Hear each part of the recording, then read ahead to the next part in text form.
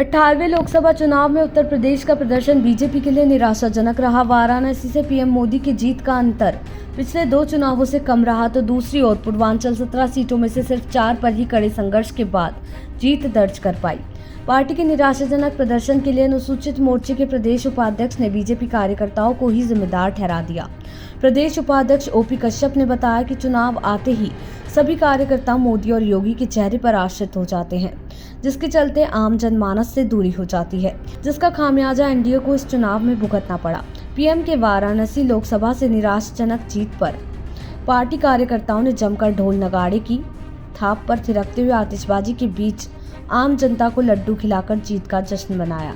देश की सबसे वीवीआईपी सीटों में से एक वाराणसी लोकसभा सीट उस समय चर्चा में और ज़्यादा बढ़ गई जब देश के प्रधानमंत्री और एनडीए के प्रत्याशी जो नरेंद्र मोदी थे, उनका जो जीत का मार्जिन था पिछली बार की तुलना में 3,20,000 कम हो गया था। और जो मौजूदा इंडिया गठबंधन के प्रत्याशी थे अजय राय, उनको पिछली बार की तुलना में भारी भरकम बढ़त के साथ वो दूसरे पायदान पे रहे। हालांकि जो जीत रही वो प्रधानमंत्री की रही, काशी की रही, काशी वासियों की रही। हमारे साथ इस पर ज़्यादा बातचीत करने के लिए एसटी मोर्चे के प्रदेश उपाध्यक्ष ओम प्रकाश कश्यप जी हैं। कैसे देखते हैं इस चुनाव को और जीत को? चूँकि बड़ी जीत की बात कही जा रही थी, लेकिन ये जीत कहीं ना कहीं फीकी हो गई आप लोगों के लिए। जी बिल्कुल। पहले तो मैं जनता जनार्दन का आभार व्यक्त करता हूं कि उन्होंने जिस तरीके से भी अभी साथ दिया वो भी कम नहीं है, उसके लिए मैं उनका आभार व्यक्त करता हूं। और रह गई बात, जिस जीत की उम्मीद हम लोगों ने किया था, अगर वो नहीं हुआ है तो उसके पीछे कहीं ना कहीं उत्तर प्रदेश के मंत्रिमंडल के लोग हैं, उत्तर प्रदेश में मौजूद विधायक लोग हैं, जिले स्तर के पदाधिकारी लोग हैं, क्षेत्रीय स्तर के भी पदाधिकारियों की भी मैं बात कर सकता हूं इसमें, क्योंकि वो भी इससे अछूते नहीं रह गए हैं। मोदी जी के चेहरे पे, योगी जी के चेहरे पे ही लोग सिर्फ कार्य कर रहे हैं और अपने स्तर पे कुछ करना नहीं चाह रहे हैं। मोदी जी ने जो किया देश विदेश में, उस कार्य को सारे लोग जानते हैं। योगी जी भी उससे अछूते नहीं है। योगी जी भी का भी सराहना मैं कर रहा हूं कि उनके चेहरे पे भी जनता विश्वास करता है।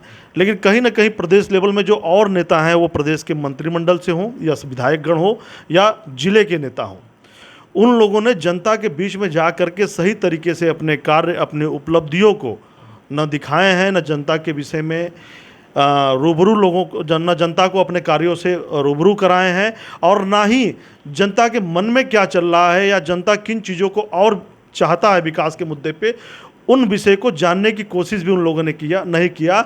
जिसका खामियाजा, जिसका रिजल्ट ये निकला कि जिस तरीके से प्रधानमंत्री जी आज बनारस की सीट पे विजय हासिल किए हैं, वो खुशी की बात भी है और अफसोस की बात है, क्योंकि पिछली बार की अपेक्षा काफ़ी कम रहा। स्थानीय जनप्रतिनिधियों का जो आम लोगों से है जुड़ाव वो कम रहा, या फिर जो जनप्रतिनिधि हैं, जो विधायक है, जो यहाँ के स्थानीय संगठन के लोग हैं, वो आम लोगों तक अब जो सरकार की उपलब्धियाँ रही उन बातों तक वो कन्वे नहीं कर पाए, या विपक्षी कहे तो विपक्षी जो पार्टियाँ थी वो कन्वे करने में सफल रही, जिसका परिणाम देखने को मिला? देखिए, जब होता है कि अगर जीत का सेहरा आपके पास बार बार बंध रहा है तो कहीं ना कहीं आप लापरवाह हो जाते हैं।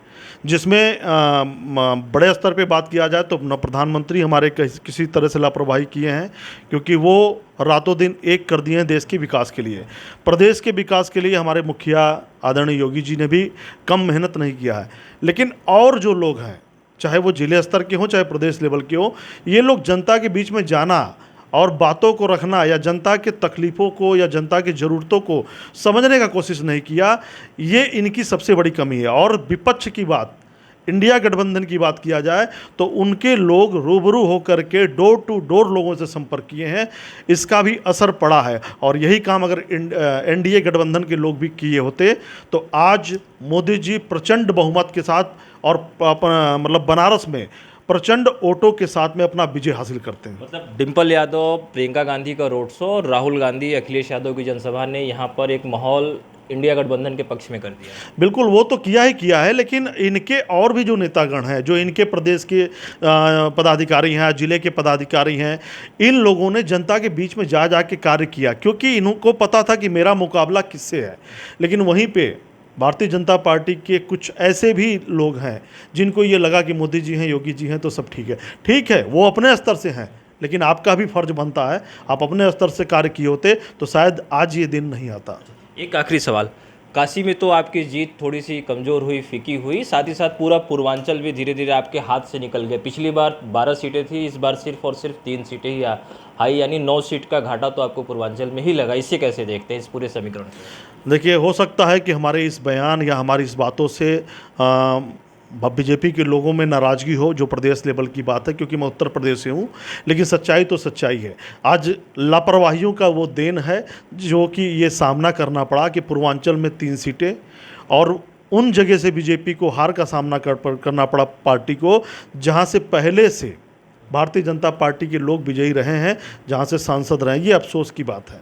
हाँ, केंद्रीय मंत्री महेंद्रनाथ पांडे भी हारे, स्मृति ईरानी भी हारे, ये बड़ी हारों में से एक है। बिल्कुल, वह रीजन बस वही है कि जनता से दूरी बनाना, जनता से दूर रहना। आज ये जो प्रचंड जीत के तरफ हम लोग बढ़ रहे थे, अगर वो हमारे हिस्से में नहीं आया है तो उसके पीछे सिर्फ यही है कि जनता से जनसेवक का दूरी बनाना। शुक्रिया।